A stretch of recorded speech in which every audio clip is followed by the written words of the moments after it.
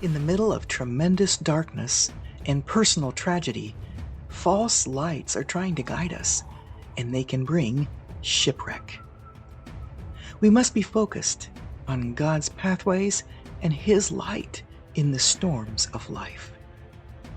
Christ is the light of navigation.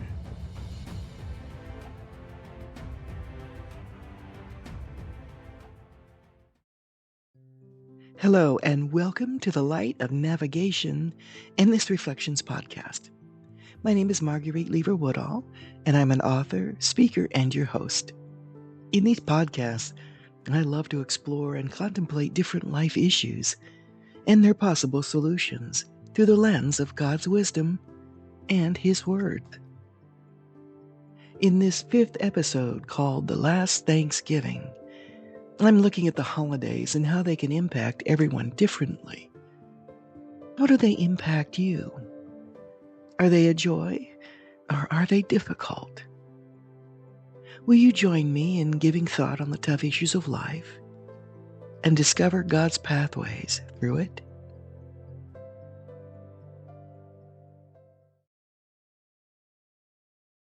My dad was struggling to eat at the table this particular Thanksgiving Day holiday.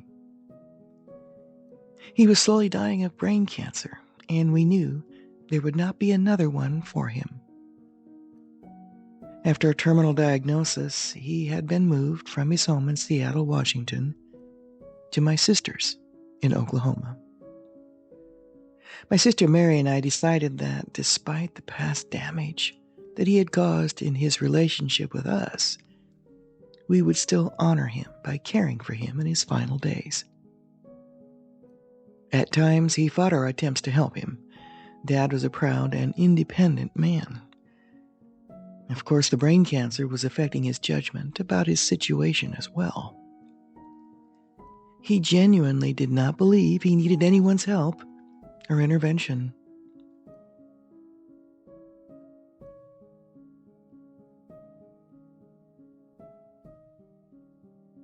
As I helped him, I reflected on many things. I thought a lot about his life and about growing up with him as his daughter. He was most often a cruel, arrogant man. Criticism was second nature to him, and it ruled his thoughts, words, and actions on a personal level, constantly. His prejudiced mindset ruled the household and his relationships. The profound damage done emotionally to me and my siblings haunts us to this day. If I could put it in one word how he made us feel, the word would be rejected. I stopped talking to him years ago as a young teenager. I had come to the conclusion that any conversation with him was dangerous emotionally, for fear of the caustic criticism that would spill out. Sometimes I felt like one more demeaning remark from him would be more than I could bear.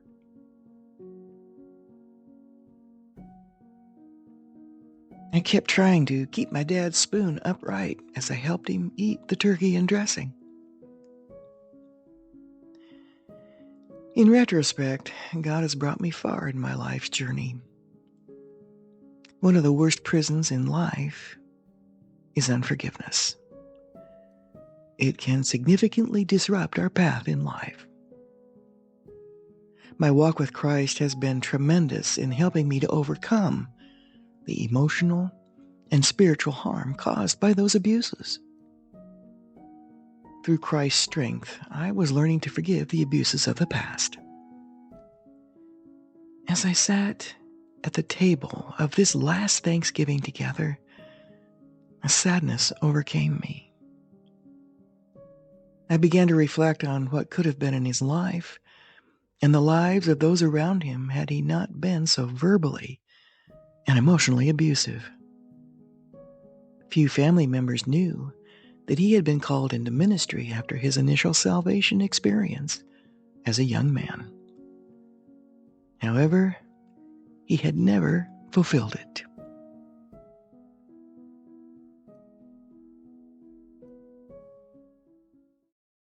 It was incredibly difficult for Mary during those few weeks, as he repeatedly got out of his bed and fell at all hours of the night. He was gradually losing his speech and his physical stability. I tried to give a hand at least twice a week, but driving from work afterward to help was difficult. After an exhausting workday, driving several miles to assist her afterward was taking a toll on me physically. During the weeks that followed, I frequently found opportunities to tell him how much I loved him.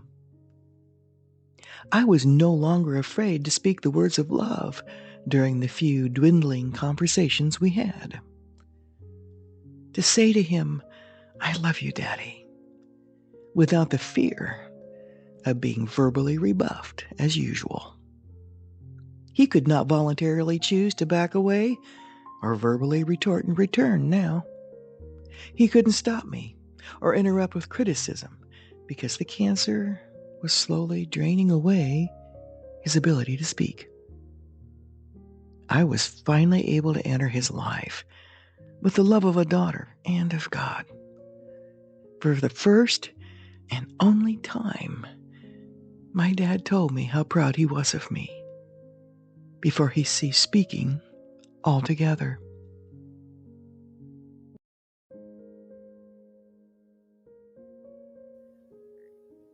I cannot begin to describe how liberating it was to honor him, even though everything in us and the world says not to. To love well is to honor someone regardless of their past or present actions. God's love sees the potential of what now is and what can be in someone's life. One day my father asked me if I would be with him in heaven, and I told him, "Yes, I promise you, I will be there." It was a Friday morning on February 21st, 2013, and the time was 12:50 a.m. I sat by my dad's bedside and held his hand as he passed on. He tried to tell my sister and I to leave the room as his final moments came. I'd already made the decision that no matter how abusive he'd been, he did not deserve to die alone. No one does. I think he believed he deserved to die alone because of the orphaned heart he'd had all his life. His father had abused and rejected him. An orphan heart rebuffs deep relationships.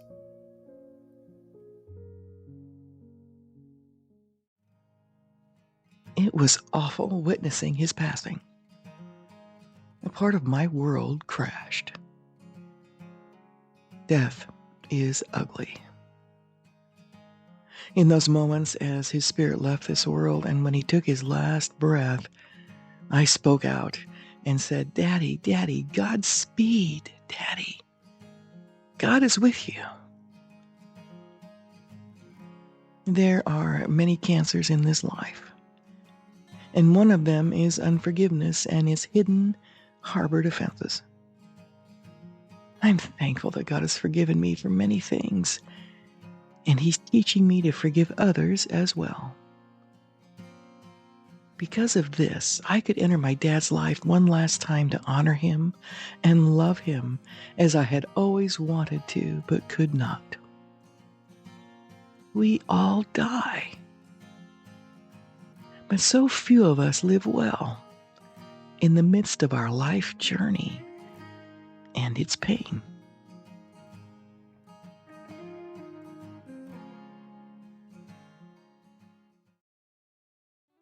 Thank you for taking time to listen today.